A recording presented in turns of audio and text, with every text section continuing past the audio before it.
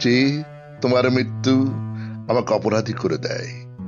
আমার ঠোঁট শুকনো হয়ে আসে, বুকের ভেতরটা ফাঁকা, আত্মায় অবিশ্রান্ত বৃষ্টিপতনের শব্দ, শৈশব থেকে বিষণ্ণ দীর্ঘশ্বাস।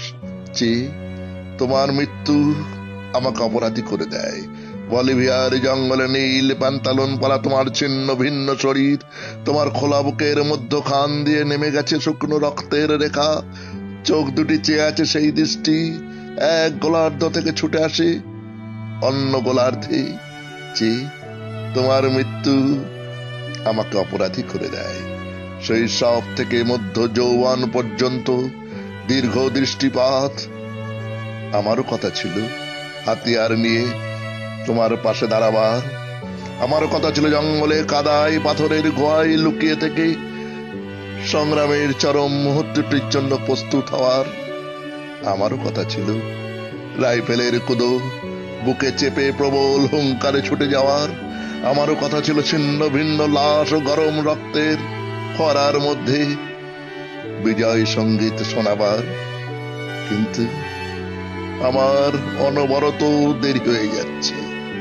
এতকাল আমি একা, আমি অপমান সয়ে মুখ নিচু করেছি, কিন্তু আমি হেরে যাইনি, আমি মেনে নিইনি।